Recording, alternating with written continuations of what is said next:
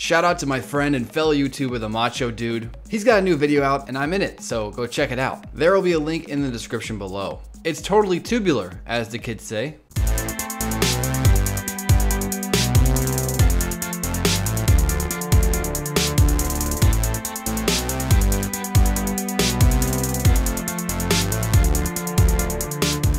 What's up, Net Soldiers? I'm Ned Alliance. So, as you may know, and since you're watching my channel, my guess is that you do know, Star Wars Episode 8, The Last Jedi is only a month away. So in this video, I'm going to be doing my top 10 predictions of what I think is going to happen in the film. Now, like I said, this is just my predictions list, not a top 10 things I want to see happen. So I am essentially just guessing what is going to happen in the film, not as much as what I want to see happen. I did a video like this for Rogue One, and I actually got really close with a bunch of my predictions. Like, honestly, future predicting close. I'm dead serious. Go check it out. There'll be a link in the description below. So when The Last Jedi is released, I will go over this video again, and we'll see just how many predictions I got correct. So with that said, make sure to let me know your predictions in the comments below, and the best answer will get pinned. And of course, if you enjoyed this video, please remember to like, subscribe, and turn notifications for more Star Wars content. Now with all that said and out of the way, let's begin. Starting at number 10, I think that Luke will have some type of depression with his lightsaber and maybe even the Force, and won't want to wield either until the very end when he either fights Snoke or Kylo.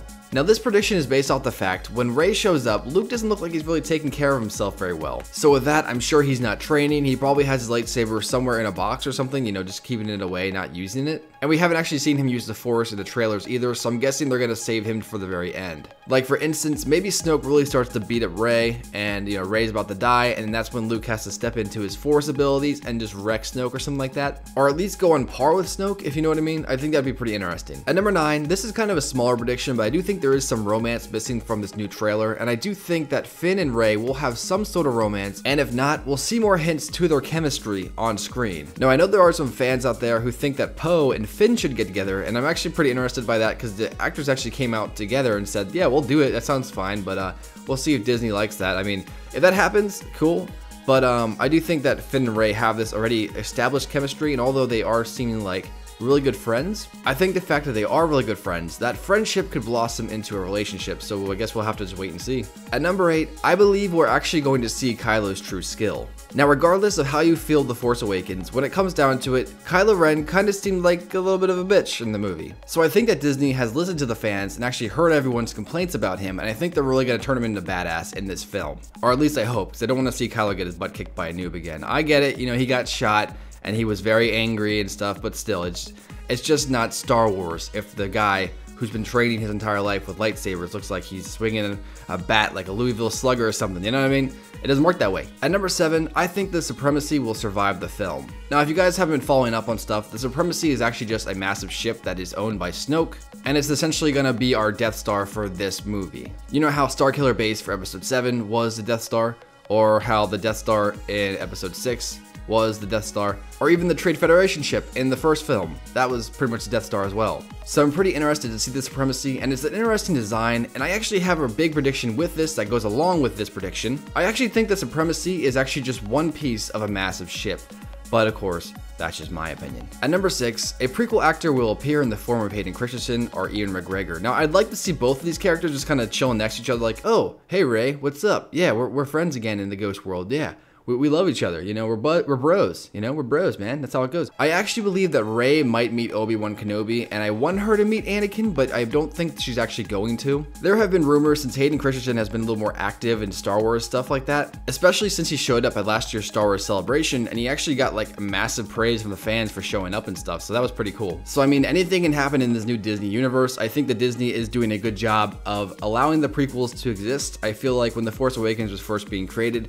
they kind of went into the concept that everyone hated the prequels and the prequels need to disappear. So I definitely think that Disney is making leaps and bounds in terms of loving all Star Wars fans and not just particularly pandering to the original trilogy supremacists. At number 5, this is a smaller prediction, but I think it'd be pretty fun to see this, so I kind of want it. I think that BB-8 will have a droid fight with BB-9E. Now I don't know what the E stands for. I'm gonna guess it's evil because that makes sense. And yes, I realize this fight will not be as good as Rey's or Kylo's, and especially won't be an Anakin and Obi-Wan fight, but I think it'd be funny to watch these two droids just kind of like slap it out, you know, just have like a little slap fight, like two Jar Jars just battling type of thing. I think that'd be fun. I like to see that. At number 4, I have Snoke is going to try to recruit Rey or bleed her of her Force abilities.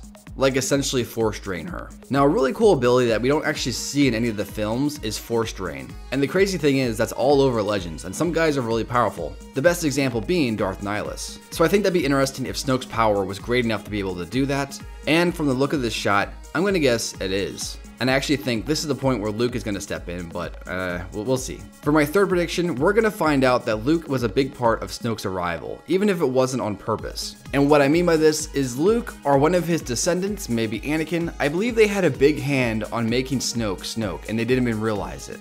My original thought process was maybe Snoke was Darth Plagueis. And as you may know, there's that theory that Anakin was made through the Force by using Darth Plagueis' power. And essentially what Darth Plagueis wanted to do, if he has his superpower Force Drain, or even if he had the ability to mind control people or maybe even take over their body, perhaps he planned on doing that with Anakin so he could be super powerful. However, as we know, Palpatine killed him. But what if he didn't kill him? And instead, Plagueis slipped away far into the galaxy. And he decided to wait for Palpatine to die and for the war to end and for the coast to be clear essentially. And so now he's back. However, Anakin is dead and his vessel is gone. But if he was able to create life before, why can't he do it again? And so perhaps he used that life creation to make Rey. And like I said, this theory is a little far-fetched, but I think it's pretty interesting, so I mean, why not? Another idea I had was maybe between episode 6 and episode 7, Luke was kind of traveling around the galaxy looking for dark artifacts or whatever type of stuff, just seeing what he can learn about the Sith and the old Jedi and all that stuff. And while he's doing this, he accidentally summoned an old Force wielder, and that's Snoke, something like that. And like I said, I feel like Luke or his lineage, anyone in his family, I feel like the Skywalkers are responsible for Snoke's arrival and his power. So I feel like we're gonna get something like that, maybe not, but I'd be pretty interested to see that. Now for my second last prediction, I believe that Leia's death will be the thing that turns Kylo back to the light, or at least pushes him towards it. Now the Last Jedi trailers have told us a bunch of different stuff about the film, and although a lot of it was a bunch of different scenes spliced together to make it look like it's different, one of the biggest messages they're going to send with this film is that although Kylo killed Han Solo, that doesn't mean he can't still come back to the light. So I'm betting that Leia's gonna go out sacrificing herself to save a bunch of people, or maybe even sacrificing herself to save Kylo. And that's gonna be something that really gets to him and maybe even turns him good, but I'm gonna say they're gonna save his turn. If he does turn good, they're gonna save that for episode 9. For right now, we got to see hints of him turning back to the light so far, but he still has to remain in the darkness just for the story to be a little bit more cohesive. Now at number 1, this is my biggest want, but also my biggest not wants, and it's so interesting that everyone feels the exact same way about this. I think that either Rey or Kylo will lose their hand. Now there are many reasons why I feel like this should happen. The biggest reason is because of tradition. So far we've had 2 different trilogies, and in both the second installment of those trilogies, we've had Skywalkers lose their hands. And we don't really know where Rey came from. I'm still thinking that Rey is Luke's daughter that Luke never knew about or something like that, which does make her a Skywalker. But on the other side, although Kylo is Ben Solo, he is still technically a Skywalker, for his mother is Leia. So either one of these characters could lose their arms, and I feel like if it doesn't happen, I'm gonna be mad, but if it does happen, I'm gonna be sad for the character. But this prediction is on everyone's list, and it's funny because I don't want it to happen because I like the characters, and I don't want them to lose their hand, but I do want it to happen because it is tradition, and that's just how things are. So I don't know, maybe I'm just funny about that, but I think it'd be interesting. What if they both end up losing their arms? Like not just one of them, but both of them. Like what if they both go for a high five and use the Force and end up shattering each other's hands, and then there's no hand for either people, and then they both get robotic arms? That'd be pretty interesting. Or what if they're fighting and they both accidentally slice off each other's arms? I don't know which one is actually going to lose their arm, but whatever the case, I hope somebody does. Even C-3PO, let him lose that red arm or something like that. But that has been my top 10 predictions for Star Wars Episode 8, The Last Jedi. What are your top 10 predictions? Let me know in the comments below. Please remember to like, subscribe, and turn notifications for more Star Wars content. And until next time guys, I'll see you tomorrow. Peace.